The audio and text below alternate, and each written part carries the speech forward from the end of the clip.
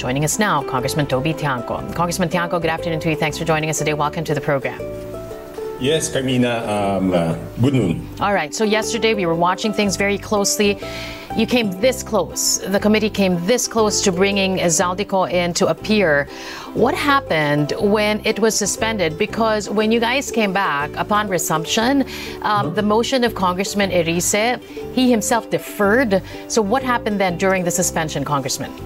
Ay, hindi ko alam bakit, sorry Carmina, hindi ko na alam why he agreed to defer.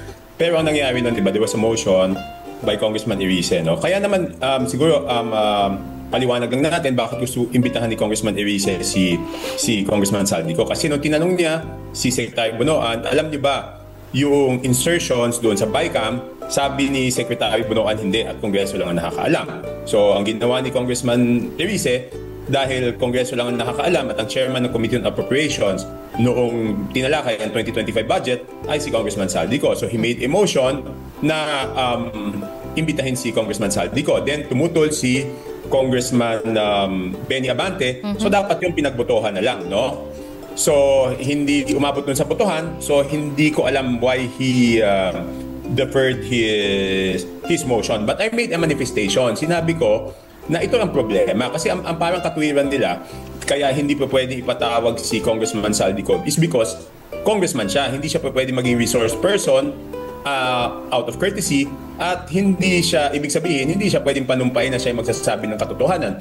Voluntaryo ang kanyang pagpunta doon. Kaya sinabi ko na nga, nag-manifest ako na saan pupunta tong investigasyon na to, di ba? Kasi in the first place, hindi ako pabor na kami mag-imbestiga sa sarili namin. Ngayon, napatunayan na talagang walang pupuntahan kasi tuwing may iimbitahan na congressman, hindi naman siya pwedeng gawing resource person. So ibig sabihin, protektado ang congressman sa investigasyon na to. Yun ang simple explanation nitong bagay na to. But he could very well just appear being that he's a member of Congress. Pero yun nga, voluntary. Kung ayaw niya, ayaw niya. Ayaw niya, tsaka hindi under oath. Hindi under oath, di ba? So, paano magiging, ano yun, yung sinabi lang, walang sasantuhin kahit sino.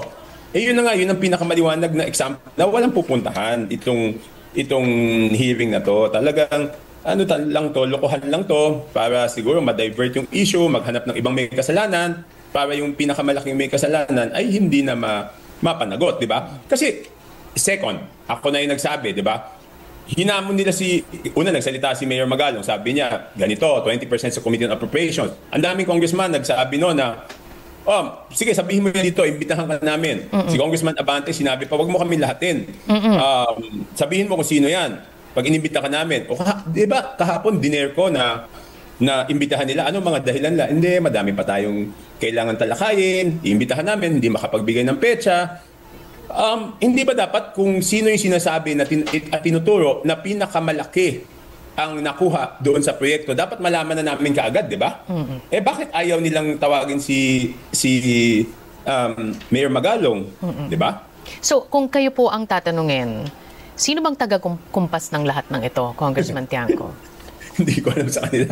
Hindi ko alam. Tsaka di ba nung una, hindi naman dapat kami mag-imbestiga sa sarili namin. Di ba? Of course, ang ginagamit ng excuse, Carmina, is the oversight function. How can we exercise oversight upon ourselves? Kasi we exercise oversight functions on the executive department. Number two, in the exercise of our duty, ang pinakamataas nun para sa akin, hindi lang yung nakasulat yung delikadesa Di ba? Ibig sabihin, sige, sabihin na natin for the sake of argument, may katungkulan kaming magawa ng oversight. Pero kung mapapatunayan naman na hindi naman magagawa yan impartially, di ba dapat sabihin natin iba na lang? Tsaka kung sensitive lang kami doon sa hinaing ng tao, hindi ko alam kung hindi ba sila nag-iikot, nakikipag-usap sa ibang tao. Yun naman ang sentimento ng tao, di ba? Galit sa congressman,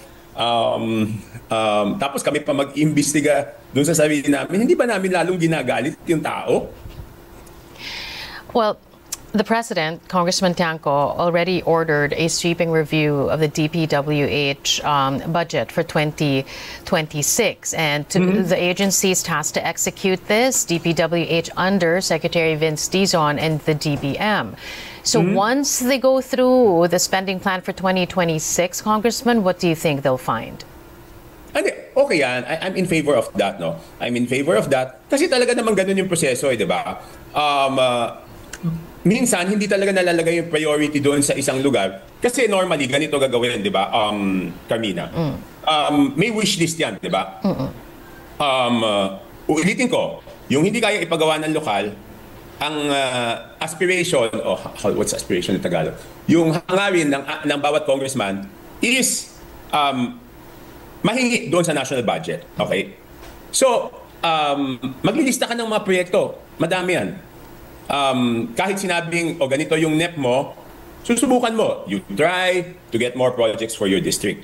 Tapos, babalik yan, pag lumabas yung NEP, makikita mo kung ano yung mga nasama, ano yung hindi.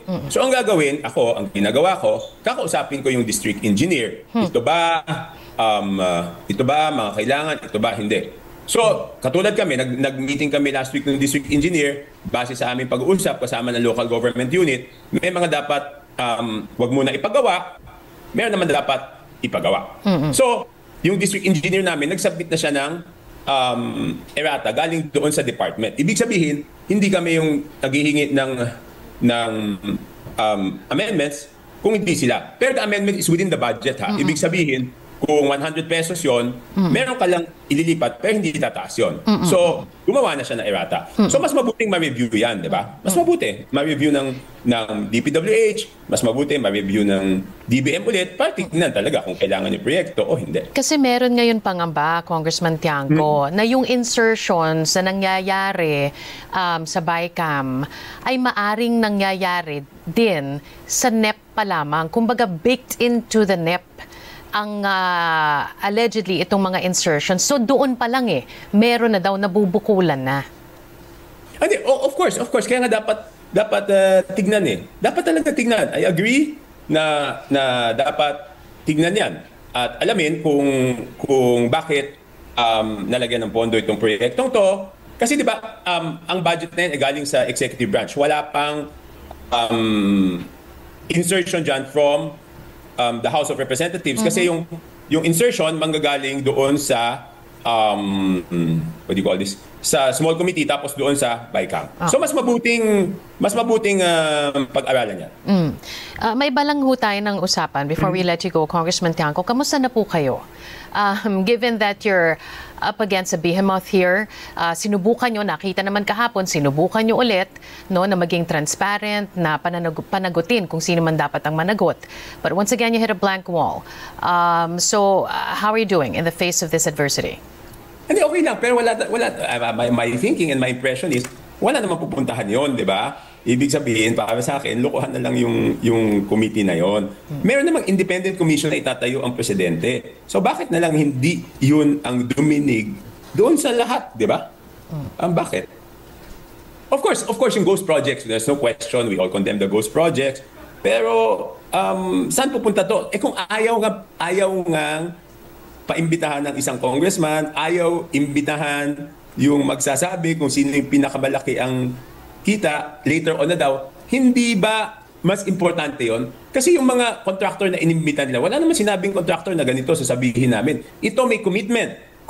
Si Mayor Magalong, it was a categorical commitment that he will name names. Magbibigay siya ng pangalan. Alin ba mas importante? Yung taong nagsabing magbibigay ng pangalan o yung taong hindi mo alam kung ano sasabihin?